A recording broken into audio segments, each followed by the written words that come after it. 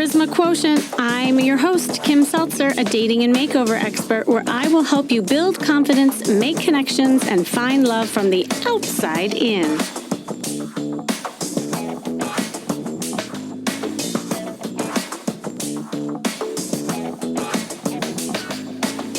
Do you find yourself completely uninterested in dating and even dreading the thought of starting a new relationship? I mean, maybe you have some fear around being powerless and caught once again in an emotionally unavailable or narcissistic kind of relationship.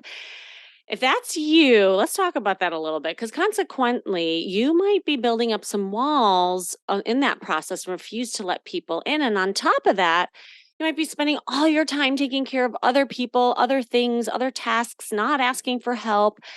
And then you lose yourself in the process and you fall into a pattern of becoming the savior or a victim, doing everything you can to live up to those roles, and then self sabotaging your happiness in the process.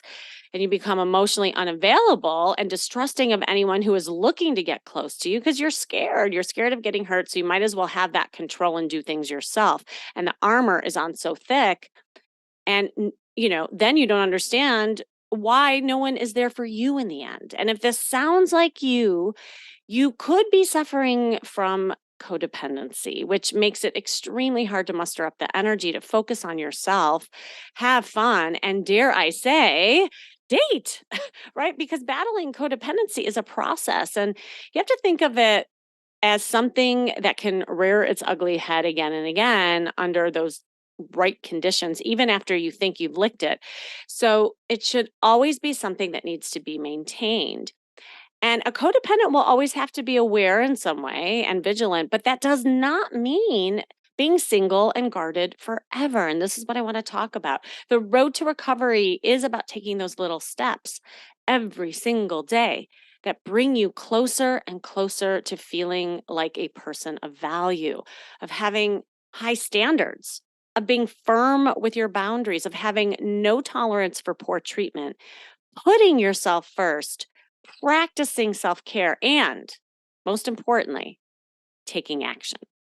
The more you repeat these behaviors, the stronger you will become. So, I want to just kind of throw out some tips to help you get out there if this is you and you have kind of that codependent tendency. And even if you're just like kind of stuck in a rut, this all applies. So, number one, take responsibility. Fully accept that nobody else is responsible for your happiness and life fulfillment but you. I mean, you might have all these stressors and things around you, but you can take some actions to do things to take care of you, ask for help, take steps where you can start being responsible for your life. Number two, face and understand your childhood dynamics and habits. So, the root of codependency often is from childhood, and that could be anywhere from neglect, abandonment, physical, sexual abuse. The damage that had been done, it just doesn't fade away. And in many cases, it becomes reinforced and repeated in stressful and disappointing romantic scenarios.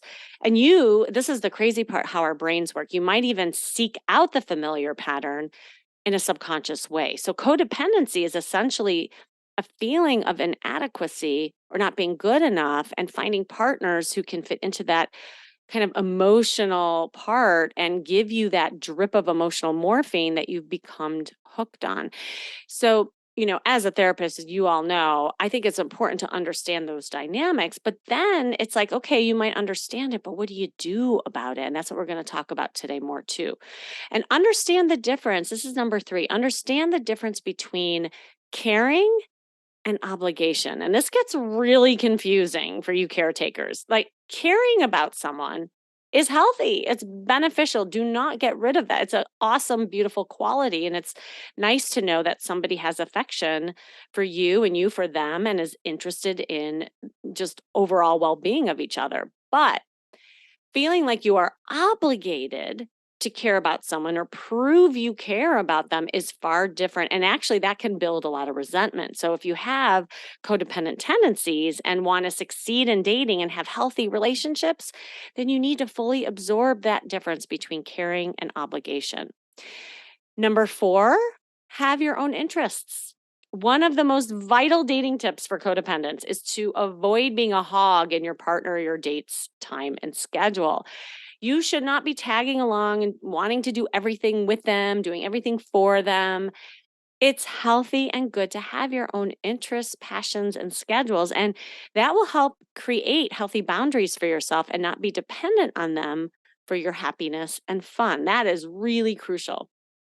And 5, and I would say this is the like first step probably of all of this, is really boost your self-worth. Have some good self-talk going on and frame reality in a win-win way so that you start noticing opportunities instead of drawbacks. Because a lot of times you might focus on what's wrong and what's not right versus what is right. But the real work, quite honestly, is boosting your self esteem by taking action and doing things that give you that positive experience for yourself and evidence that you're worthy. So, like, instead of telling yourself, oh, okay, I'm a great painter, I have great creativity, I've potential in myself, and watching, those documentaries on painters, get out the friggin' brush and start. Give yourself evidence that you are a good painter. Instead of thinking about flirting and watching actors flirt in movies and wishing that you could be like that, go out and try smiling at a couple people at the grocery store and do it yourself. Even if you suck at it at first, well, at least what you think you suck at it. You just want to prove to your deep subconscious that you've got a lot of walks, not just the talk. So here's the thing, dating means allowing yourself to be vulnerable to risk disappointment and rejection. So if you're a codependent, that could be really, really scary. But if you start taking action with a plan and learn that dating is actually an important part of feeling better about yourself, you can break some of these bad habits that have been keeping you stuck and paralyzed. So, today on the line, I have a woman who has suffered from some codependent tendencies, and she has just been taking care of so many things in her life. And she kind of lost herself and her desire to put focus and energy on her so that she could be more social and date. And I hope today I can infuse some inspiration to find the time, energy, and most of all, herself. Welcome, Teresa. Are you there? Yes, hello. Hi, Teresa. Thanks for joining today. Um, Hi. yes, I know. I mean, you and I had a previous conversation before, and I just loved you so much. And I wanted you to come on because I think some of the struggles that you've been having, so many people have. And I'd love for you to just share a little bit more, to the listeners about you and kind of what's been going on in your life and what's been keeping you stuck when this whole thing, dating and codependency and the overwhelm, as we were talking about before. Well, I've been divorced since '08, and I started dating, and I would say the first few dating experiences were disasters, because the other person just wasn't being honest about what their intentions were. And so I had an on and off relationship, and then in the end I said, "Well, do you even have any feelings for me?" And he said no. And I'm like, "Why have I been wasting my time?" And Mm, then other times when I date, I would think it's going okay, but then they quit messaging me, or then I just like, well, then maybe they're not interested. And then a whole year would go by and they would text me, and I'm like, I'm not in the mood for this. And so when I had one relationship, it felt like, all this affection, and the flowers were sent every 3 days and spending a lot of time with me. And he was highly interested. But in the end, he felt like he had more commitments at home. And so it was too much too quick. And then in the end, he says, "Well, I shouldn't have dated anybody that had kids." And I said, "Well, why didn't you just swipe away? Like, move on," and never had hit me up and said hello. So, and then the last 2 summers, I unfortunately, although I could tell that they were codependent, mm-hmm. the very last one was just he triggered me and I triggered him. And at this point, after 3.5 months, I said, "I don't think this is working out. I don't think we're mutually beneficial to one another's mental health. He agreed, got mad, and hung up. Oh And so boy. I'm just like, wow. And after that, I'm just like, I'm about ready to just call it quits. Do I ever want to go back out there dating anymore? So that's where I am. Oh, thank you for sharing all that. Yeah, and I can appreciate and whether you're codependent or not, it is just when you've had a series of, experiences like that, it can make you feel like you just want to throw in the towel and shut down. It's easier to, eat a tub of ice cream in front of Netflix than to go out and like, do that again. Well, I was interested though. Tell me more about how the codependency with you has played out with all these dating experiences.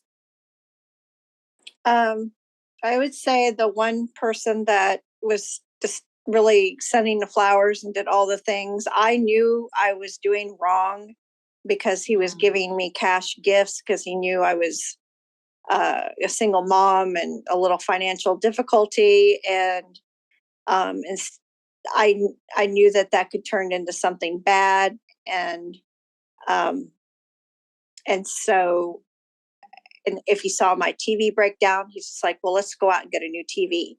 Or if he saw I had problems with my phone, Mm. he bought a phone and added it to his plan. And then he'd be like, since I've started dating you, I don't have any money. And I'm like, well, let's do the math. And I'm Mm. like, Mhm. why? And I willingly participated in this. And I knew that it was going to cause issue. And so I have to watch myself that I'm not participating in something that's going to eventually not turn out well, you know. Yeah, no, and that's really important because I wonder, like, in that scenario, what kept you in it? Intellectually, it sounds like you kind of knew that it wasn't good, but what kept you there? Well, he's very affectionate. He Mhm. got along really well with my kids. Will say that my youngest son was a sophomore in high school, and he was being very disrespectful and all the things. And in the end, he said, I had to deal with this in a former relationship, and if I continue to date you, I can't do this. And I literally changed my situation for this person. I had Mhm. him go live with my ex-husband out of state for his junior and senior year. And this went on well after I broke up with this guy. Mhm. And and then and then when I asked a friend in my recovery program, she says, I didn't want to say anything along the course of you dating this man, but he seemed like he just wanted to change your situation to his liking. I'm Mhm. like, ugh. Mhm. Yeah. Well, and then I mean, part of what you're saying too is like he would keep you in it enough with all the other stuff that he was doing for you, and then that hope and desire of having that love and affection. It sounds like, well, maybe like these crumbs will turn into the cake at some point, and then it's never enough. And I feel like what you're speaking to is kind of sometimes the cycle of that codependency and hoping that, things will work out, but then in the end it just leaves you feeling worse. And so that is the cycle to kind of look at. And I always say, like, you can't change these guys. Obviously, they're gonna keep being. I mean, even if you go back out there, Teresa, you're gonna see them all over their place. They're crawling on this earth, but you can change some things about you so that you don't see them any longer and you get rid of them. And that's really all you can do. And that's why I was talking about in the beginning about the action piece. I was wondering because I don't think you and I talked about this more. Where does some of that codependency come from? You know how we were talking about like the childhood stuff in the beginning. It was basically my upbringing, my Mm. the dynamic between my mom and my father, where he's very controlling, and my mom would um, not argue because she's got to the point where it wasn't worth it. So she just basically, let him be an ogre in the relationship. And then she was always miserable. And um, I, honest to goodness, didn't realize that it was so unhealthy. And then even though my dad's controlling, he has codependency issues. I honest to Mm, goodness don't think he could have even survived in this world without my mother, and mm, so then I gravitated to that type of person when I got married, and that was pure hell. So that's exactly where it comes from, is just my upbringing. yeah. Well, it was your role model. And then, like, you as a child, what was your role with that? I was a massive people pleaser. I was trying to do all the right things, never get into trouble, get good grades. Um, you know, I wanted to go to college, but then my father wasn't happy with my major. What am I going to do in life? He didn't like that. And I never brought any people that I dated home because I, I didn't want them to be criticized constantly like I was, and Yeah. so I didn't be honest. I honestly didn't bring anybody to meet my parents until, okay, this is the guy I'm going to marry because, oops, we're pregnant. Oh. Yeah. And there it And is. tell Yeah. you what, if I hadn't been, I'd have never married him. Mhm. Yeah, no, and I think what you're speaking to, and thank you for being honest with that, is like that notion of not being good enough, constantly trying to please, constantly trying to get good grades, get that acceptance, right? And it just never felt like enough, so to speak. Did you ever get praised for things? Yes, What did yes, you all the time. what did you get praised for? Uh, I me and my sister's responsibility was to cook supper Monday through Friday, so Mm. we ate at a decent time because my parents had a long work commute, cleaning house, taking care of our younger brothers, Ah. babysitting, kind of like. Um, but then, yeah, I get praised for the good grades, but because I already set that expectation, if the grades were below what my dad thought I was capable of, then I would get criticized. And so, and I would do the hardest I could because learning was a little bit difficult for me because my retention was awful. And so it'd take Mm. me longer to do my homework, but I kept, A's and B's, you know, and Yeah. in the National Honor Society, won a writing award when I was in junior high. Yeah, and but it was that double thing. Like he would tear me down and lift me up. I felt like I was being emotionally manipulated by my father, and Mm. I don't know if that's how he was raised, but it's Mhm. not. It's awful. Well, and also that kind of feeling of walking on eggshells, like you never know, that it's also the emotional roller coaster too. It's like having that sense of, well, which dad am I going to get, and the anxiety that comes from that too. I don't know if you like It experienced it that. was a lot. Yeah. I never diagnosed my father, but being as my younger brother has bipolar, and my ex-husband, I honestly goodness think that he was like, okay, what mood? And my dad's not an alcoholic, but what mood is dad's going to be in today? Is he going to be Yeah. pissed, or is he going to be okay?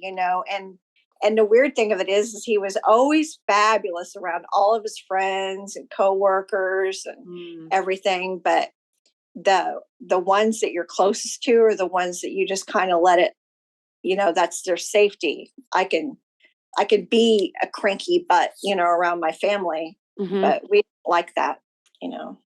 Yeah. Well, and the thing that is notable here, and I sorry for staying here. I think this is a really important part because I do have some ideas of how like this is all connected and how you can move forward. But when you were praised, yeah, like how he would shoot you down and then he would then praise you. What would that look like? Was it verbal praise? Was it physical praise? Like how did that play out? It was verbal. Mm. Yeah. Yeah. And what would he say? Like, do you remember? He would say, "You're a good kid.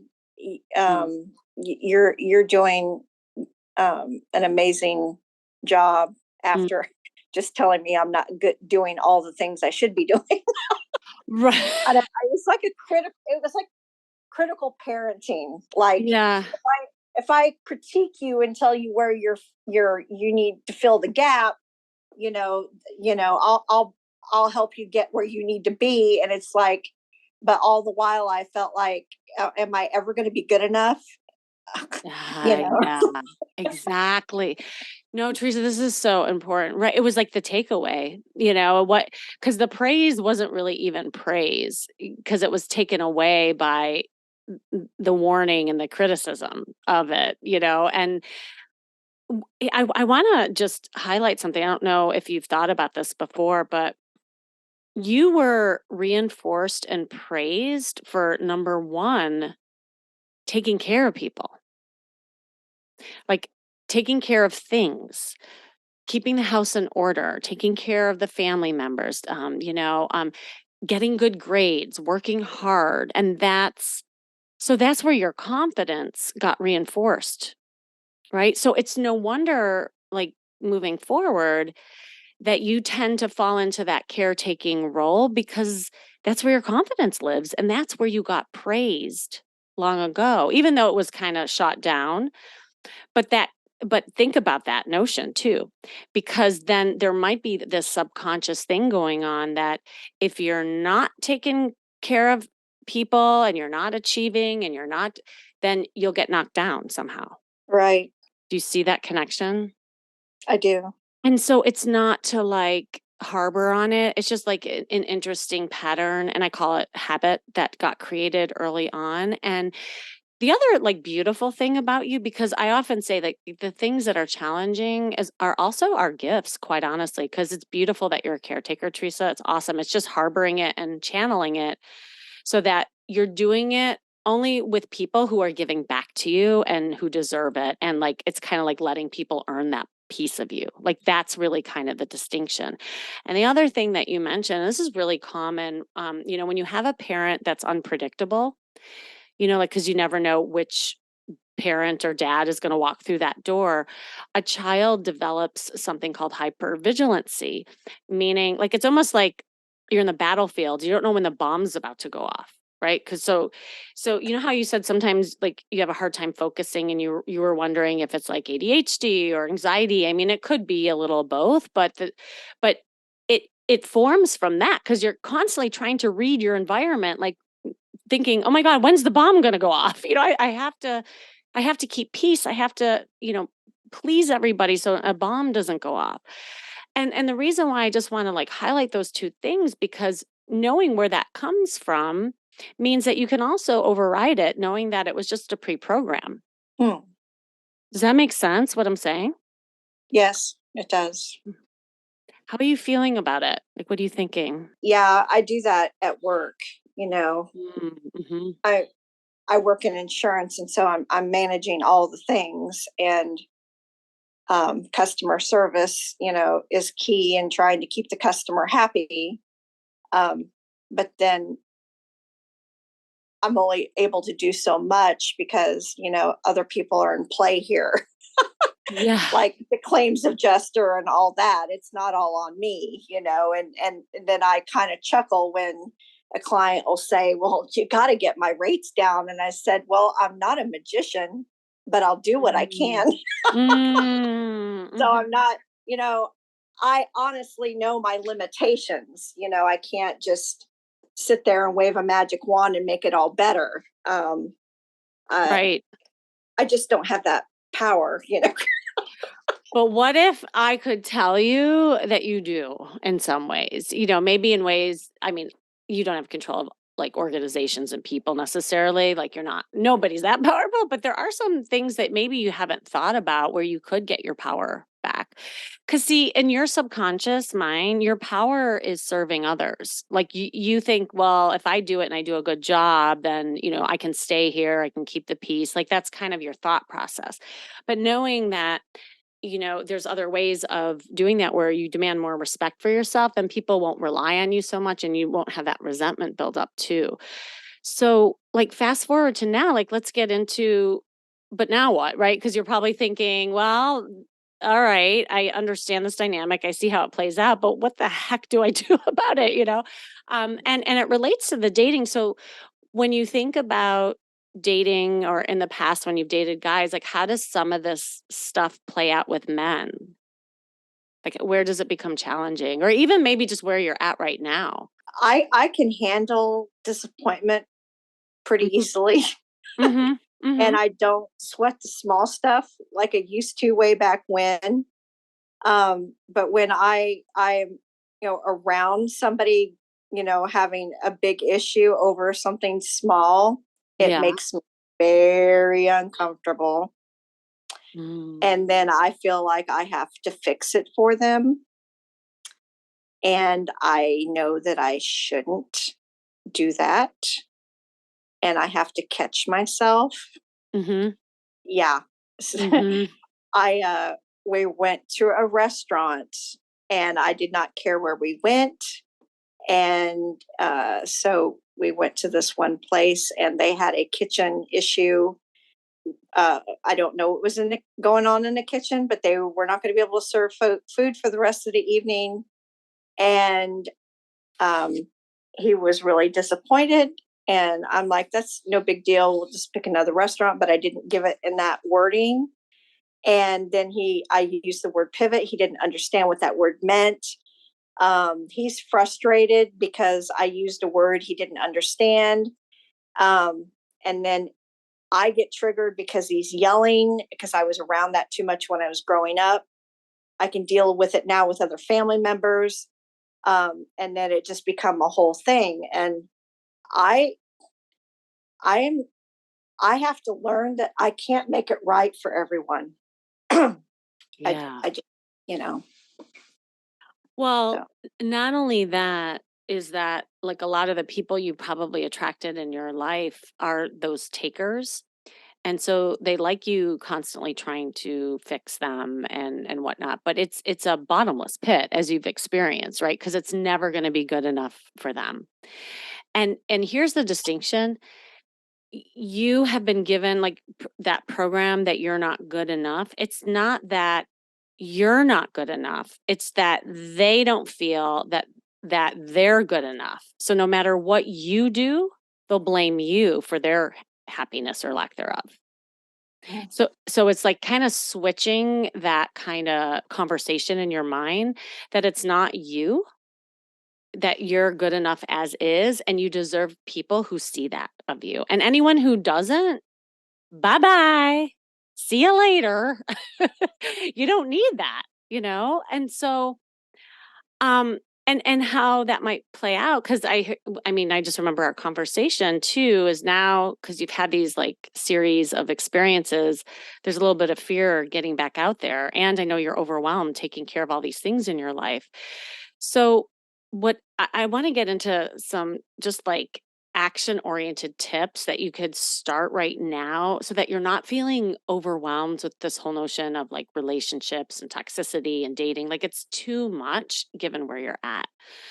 Because I think your journey is to override some of these pre-programming, and the only way you're going to do it is to practice in real time with real men, not not in ways of getting in a relationship necessarily, but just like a way of being. Right? It's like it could be like little things like allowing a guy to help you at the grocery store when you can't reach something, or like that receiving piece, or saying no to things that you don't like with men, and saying things that you do like. So, how does that sound if I kind of just start there with you? It sounds good. Mhm. Yeah. Okay. Okay. Well, because one of the things, well, and this I just am privy to because you and I talked about, but we haven't talked about here, is that you said your clothes needs a little updating, right? Yes, And you've kind of left your image alone for a while, that's correct? true. Yep. Yeah. Well, because I just think there's a theme here, and your body language has been kind of closed too, that like you just haven't been taking care of you. So my number one tip is to pamper yourself and do things that you can make yourself feel good at. And I like the hands-on stuff. So of course I'm going to recommend you getting a couple new clothes. And I know that sounds like, oh, well, that's superficial. How's that going to change my life? But it's really about the self care because I want you to start shifting the focus from other people to yourself. And even saying to people, sorry, today I am getting a massage. Today I'm going shopping. Today I'm getting my nails done and carving out time for you. And it even could just be like a weekly basis where you're doing something in ways of self care. What do you think of that? I like it. I already do the monthly massage. Okay, that's good. No, but I want you doing something weekly. The monthly massage is good. Weekly. And I think get starting to like pay attention to your image because when you start feeling better about what you see in the mirror, I think you'll have more energy to smile as you're going throughout your day. Like I'm not even talking about dates. I'm just saying like the energy that you exude and like really taking time to notice who's noticing you when you're smiling and having, some makeup on and going out in red and being noticed. I used to care when I was younger, and as I get older, spend my morning just getting my son with autism ready for the day Mhm. and makeup. I don't have time to care, so Yeah. it's not happening.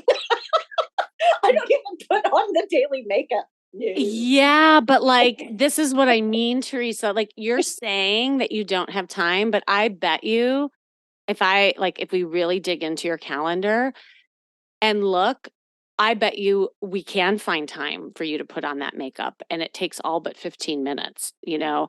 But the thing is that you're not prioritizing that for yourself because you're seeing taking care of your son and other things are more important, so you're placing your time in your priorities. But what I want you to start doing is prioritizing yourself. Because here's the deal when you feel better about yourself, you're filling the pitcher of water up and you're going to have more energy and time for other people in that process. It's actually the opposite of what you think. So even if it means getting up 15 minutes earlier, and it doesn't take a lot, like it could be just like brushing the hair and like she's in there, Teresa. I know it because you said that. He's like, I used to care. So there once upon a time was that. And like, I want to bring her out again. It doesn't have to be the same version of that woman because you're different now. Your lifestyle is different, but just these little things, every single day and doing that self care.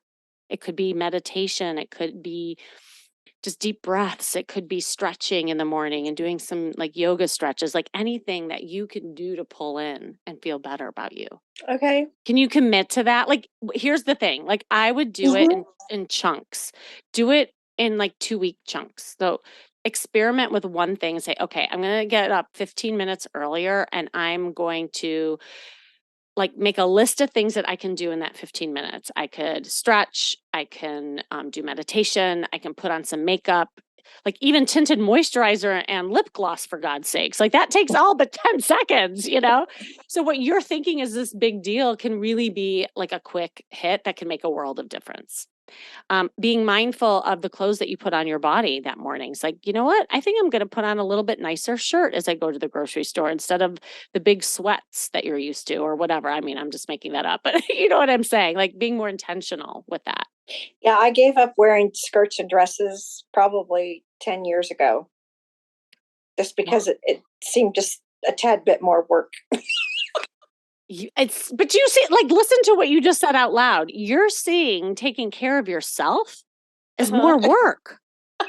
And I want to reverse engineer it that actually taking care of other people is really what's more work. That taking care of yourself should be amazing and starting to like really love that part of you. I'm telling you, just that little thing that we just are talking about right here can make a world of difference. Okay, so that's number one. I want you to commit that for 2 weeks. Number two, you know how you said that you're like really easygoing, with the dating thing and like you don't care where you go and um, you can deal with a lot. I think that's your problem, actually. Like you should care. If you don't like a restaurant or you don't like the food, you should say, I want this instead. I would really be happy if we could do this instead. No, I don't want to drive an hour to meet you. You can drive to me instead. And the only way that you can really practice that is maybe you want to go back online and just practice receiving.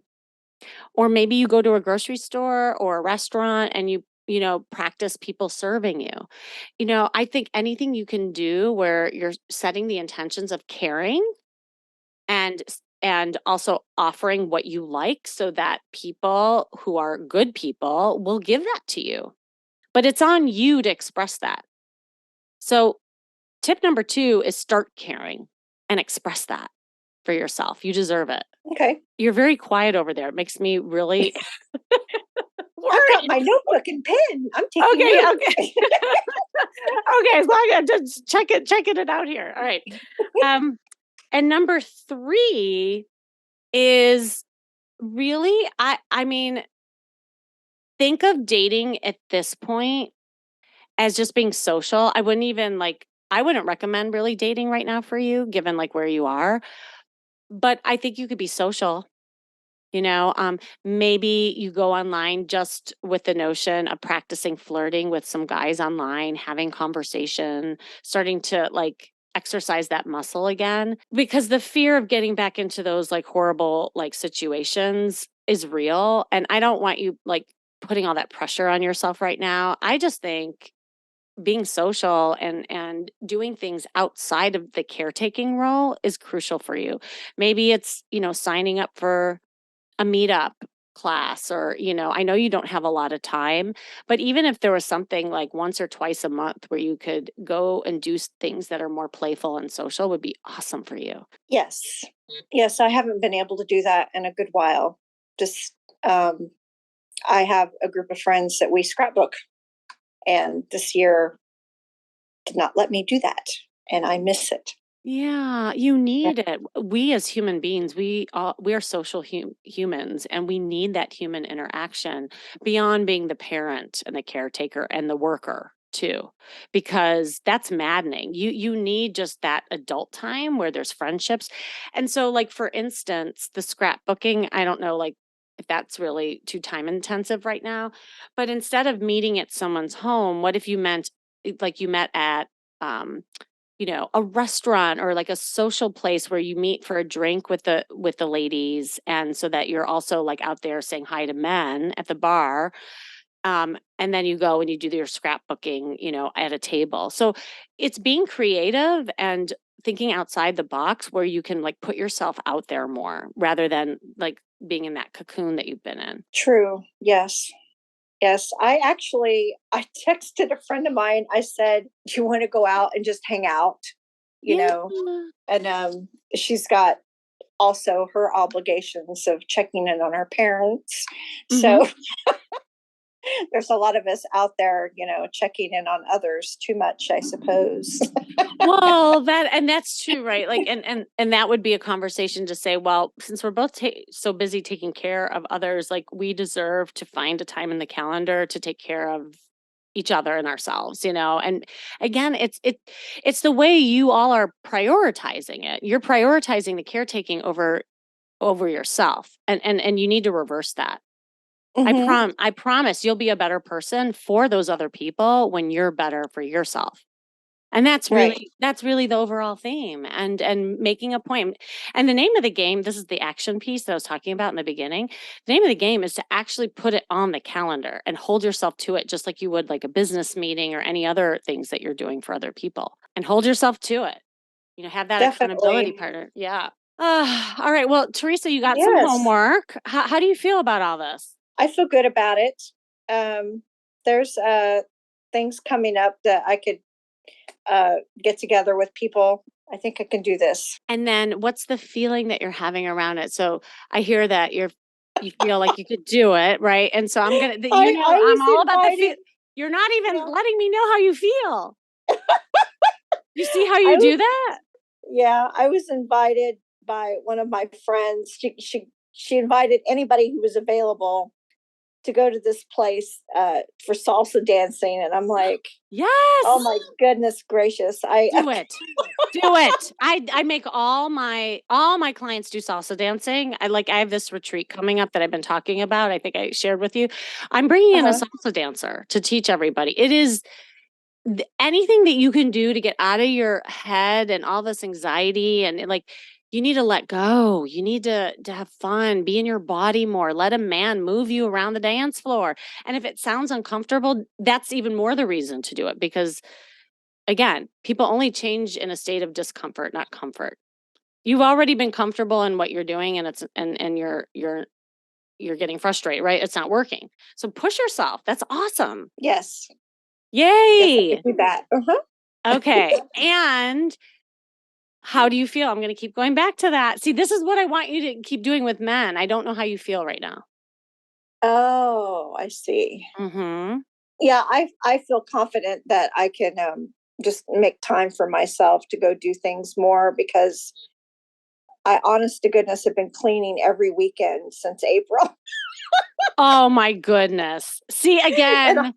I finished a month ago, and it's like, and I have someone that say, "Well, how are you going to celebrate?" And so I guess we're going to start celebrating by just taking time to unwind, Yeah. on a Friday or Saturday evening to do something fun. I think so. Hell yes. And do you see you just found time in your calendar? I told you you have time. Correct. and and what I just want to circle back, this is such a great full circle as we end this, is that remember how you talked about cleaning the house and that's what you got reinforced to do as the inner child, Teresa? Look Yeah. what you've been spending time doing. It's cleaning the house. Like it's just so interesting, right? Like how it's all tied together and you'll be breaking that habit by saying, cleaning your house isn't going to make you happy. That's an old program. What's going to make you happy is getting out of the house because it's already clean. There's no more cleaning that you need to do. You're fine. Go dance, go flirt, go have fun, put some makeup on, put a dress Uh-huh. on, right? Right.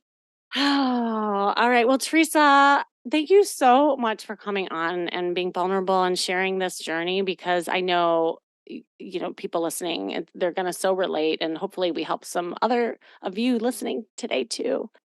Thank you. I appreciate it. You're so welcome. And thank you for joining me today, you listening. This has been the Charisma Quotient. I'm your host, of course, Kimmy Seltzer. And remember, you can build confidence, make connections, and find love from the outside in. And if you want to know more, make sure you go to my site, as always, kimmyseltzer.com. And if you tend to have some codependent tendencies and are exhausted around the thought of dating, hop on a free coaching call like I just did with Teresa and imagine getting some ideas of breaking that cycle you have been dealing with for so long in just one call. Just click the link you see in the show notes to book it. And remember, working on you is working on your dating life. That's all for now.